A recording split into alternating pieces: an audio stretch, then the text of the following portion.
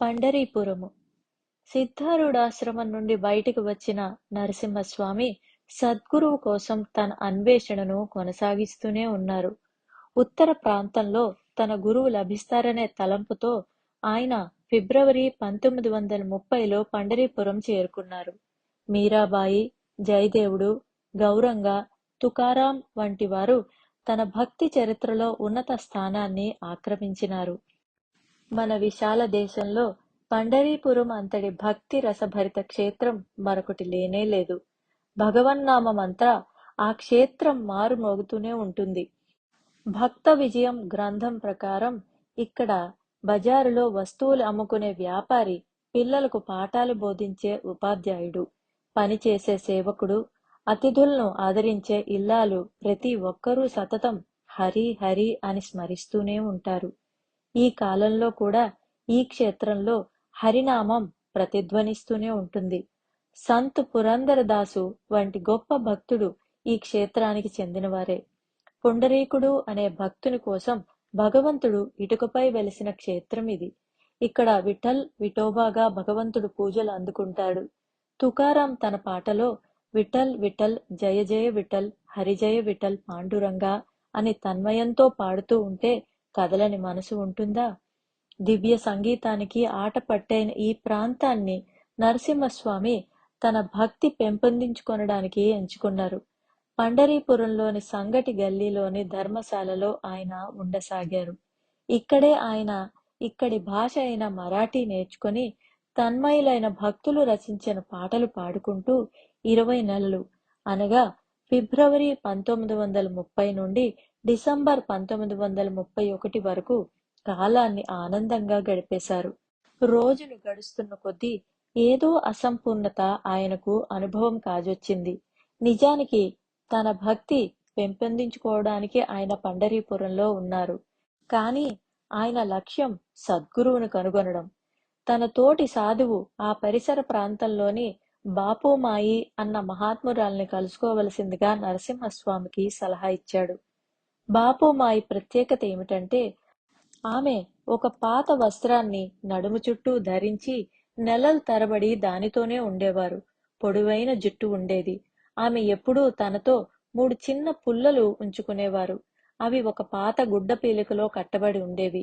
దాని గురించి ప్రశ్నించిన వారితో ఆమె, నేను సత్వ రజస్తమో గుణాలను కట్టివేశాను, నేను వాటికి అతీతురాల్ని అని చెప్పేవారు. ఆమె తనతో ఒక చినిగిపోయిన బట్టల మూటను తీసుకుని వెళుతూ ఉండేవారు. అందరి వద్ద నుంచి ఆమె ఒక పైసా నాణాన్ని అడుగుతూ విఠోబా ఆలయం చుట్టూ తిరిగేవారు. సాయంత్రం ఆమె చాంద్రాగా నది ఒడ్డుకు వెళ్లి ఆ డబ్బులన్నిటినీ నీటిలో విసిరివేసి, అమ్మా చంద్రబాగా, నా కోసం ఈ డబ్బులన్నీ జాగ్రత్తగా దాచి ఉంచు అనేవారు. ఆ విధంగా ఆ నది ఆమె బ్యాంకులా ఉండేది. ఒకరోజు నరసింహస్వామి ఆమెను పండరీపురం వీధులలో చూచి ఆమెను అనుసరించసాగారు. కొంత దూరం వెళ్ళాక బాపుమాయి తననెవరు అనుసరిస్తున్నారో చూడడానికి వెనుకకు తిరిగారు. ఆమె స్వామీజీని, ఎవరు నువ్వు అని అడిగారు. స్వామీజీ, నేనొక ప్రయాణికుడిని అన్నారు. నువ్వెక్కడికి వెళుతున్నావు అని బాపుమాయి అడుగగా, నేను మిమ్మల్నే అనుసరిస్తున్నాను అన్నారాయన. బాపుమాయి, నాకు ఉండడానికి ఇల్లు లేదు, నేను శ్మశానంలో ఉంటాను అన్నారు. దానికి స్వామీజీ, నాకేమీ పర్వాలేదు, నాకు శ్మశానం అంటే భయం లేదు, అక్కడ ఉండడం వల్ల నాకు ఏ ఇబ్బంది కలగదు, అపవిత్రుడనవను అన్నారు. ఎప్పటిలాగే బాపుమాయి దారిలో చంద్రభాగ వద్దకు వెళ్లి డబ్బులను ఆ నదిలో విసిరివేసి, అమ్మా ఇది నీ దగ్గర ఉంచు అన్నారు. తరువాత వారిరువురు శ్మశానానికి వెళ్లిపోయారు. నరసింహస్వామిని ఆకలిగా ఉందా అని బాపుమాయి ప్రశ్నించగా అవునన్నారాయన.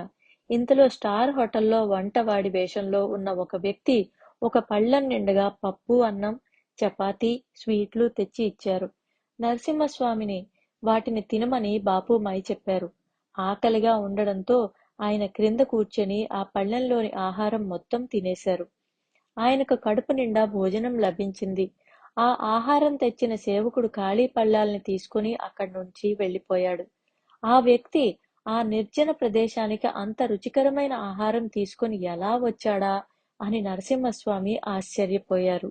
అయితే బాపుమాయిని దీని గురించి ప్రశ్నించే సాహసం చేయలేదు. బాపుమాయి స్వామీజీతో, ఇప్పుడు నీకు తృప్తిగా ఉందా? నీకింకా ఏం కావాలి అని అడిగారు. స్వామీజీ, నేను భగవంతుణ్ణి చూడాలని కోరుకుంటున్నాను.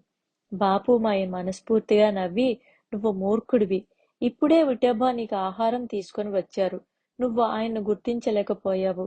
విఠోబా కాక మరెవ్వరు ఈ స్థలంలో నీకు ఆహారం సమకూర్చగలరు అన్నారు.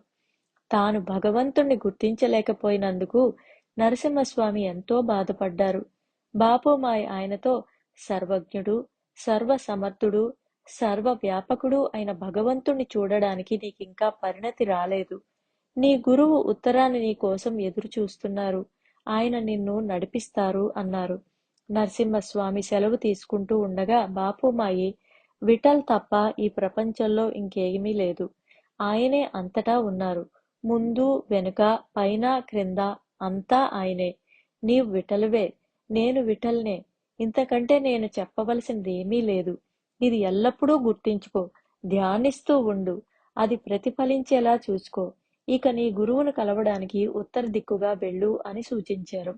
అలా 20 నెలల సాధన తరువాత నరసింహస్వామి 1932లో పండరీపురం వదిలి వెళ్ళిపోయారు. 1932 నుండి మార్చి 1934 వరకు నరసింహస్వామీజీకి కవిత్వం అంటే అపారమైన ప్రీతి. మహారాష్ట్రలోని భక్త కవులైన జ్ఞానేశ్వర్, నామదేవ్, ఏకనాథ్, తుకారాం, సమర్థ రామదాసు మొదలైన వారు రచించిన భక్తి తత్వాలను, గీతాలను నరసింహస్వామి కంఠతా నేర్చుకున్నారు. కొంకణ్, పూణే, నాసిక్ జిల్లాలలో ఆయన విస్తృతంగా పర్యటించారు. ఆ ప్రాంతాలకు చెందిన మహాత్ములు వేదాంత తత్వాలను క్షుణ్ణంగా అధ్యయనం చేశారు.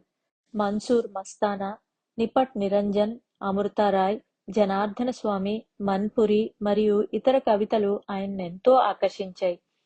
దాదాపు ఈ పర్యటనలన్నీ నరసింహస్వామి కాలినడకనే చేసేవారు. ఈ క్రమంలో ఆయనకు అపార ప్రపంచ జ్ఞానం లభించింది. తనకు ఎదురైన ప్రతి సన్నివేశాన్ని మనసులో ముద్రింప చేసుకుని దానిని బాగా గమనించేవారు. అలా అవకాశం లభించిన సందర్భంలో ఆయన యోగాసనాలు నేర్చుకొని దృఢమైన శరీరాన్ని, ఆరోగ్యాన్ని పొందగలిగారు. అదే రీతిలో ఆయుర్వేదం, మూలికా వైద్యం నేర్చుకుని ఎంతో మంది రోగులకు కూడా చికిత్స అందించారు. పాక శాస్త్రంలో కూడా ఆయన ప్రావీణ్యం సంపాదించగలిగారు. తన ఆధ్యాత్మిక తృష్ణ చల్లార్చుకునే ప్రయత్నంలో నరసింహస్వామి అనేక కష్టాలు ఎదుర్కొన్నారు. రైలు పట్టాలను పట్టుకొని నడుచుకుంటూ ప్రయాణం సాగించవలసి వచ్చేది. కొన్నిసార్లు రాత్రి సమయంలో వంతెనల కింద నిద్రపోయేవారు. ఎప్పుడూ ఎవరినీ ఆహారం కోసం, ఆశ్రయం కోసం అడిగేవారు కాదు. అనేక సార్లు నిరాహారిగా ఉండవలసి వచ్చేది. అయాచితంగా లభించిన దానినే ఆయన స్వీకరించేవారు. ఒకసారి ఆకలిని తట్టుకోలేక మట్టిని నీటితో మెత్తగా చేసి ఒక గుడ్డలో దానిని వడబోసి దానినే తిన్నారు. శ్రీ సచ్చిదానంద సద్గురు సాయినాథ్ మహారాజ్ కీ జై. పూజ్య శ్రీ నరసింహ స్వామీజీ కీ జై.